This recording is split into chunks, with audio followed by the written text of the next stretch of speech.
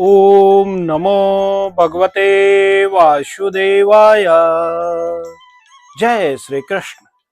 यदि भगवान ही सब कुछ हैं, तो फिर यह भौतिक जगत हमें उनसे अलग क्यों दिखाई देता है?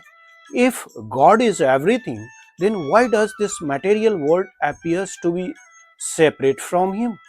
यही प्रश्न हमने पिछले भाग में छोड़ा था। आइए आज इसका उत्तर जानते हैं। मैं कामाख्या झा इस संवाद के साथ उपस्थित हूँ। पिछले भाग में हमने जाना कि भगवान ही सृष्टि के आदि, मध्य और अंत हैं, लेकिन मेरे मन में भी कभी यही प्रश्न उठता था कि यदि भगवान ही सब कुछ है, तो यह संसार उनसे अलग क्यों दिखाई देता है? यदि आपके मन में भी ऐसे प्रश्न आते हैं, तो भगवान का धन्यवाद दीजिए, क्योंकि जिज्ञासा ही ज्ञान की पहली सीढ़ी है। Now Lord Krishna reveals another profound truth. अब भगवान श्री कृष्ण जी एक और गहन सत्य प्रकट करते हैं।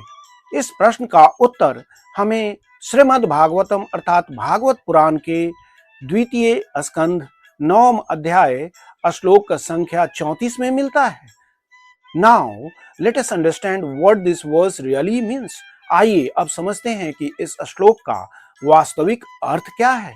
भगवान ब्रह्मा जी से कहते हैं, जो कुछ भी मुझसे पृथक प्रतीत होता है या जिसका कोई स्वतंत्र अस्तित्व दिखाई देता है, उसे मेरी माया जानो।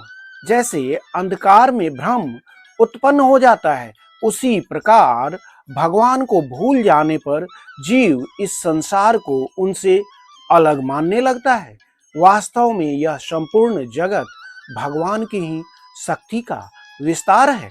But here is something even more interesting. लेकिन अब इससे भी अधिक रोचक बात सामने आती है। If God is everywhere, why can't we see him? यदि भगवान हर जगह हैं, तो फिर हम उन्हें देख क्यों नहीं पाते?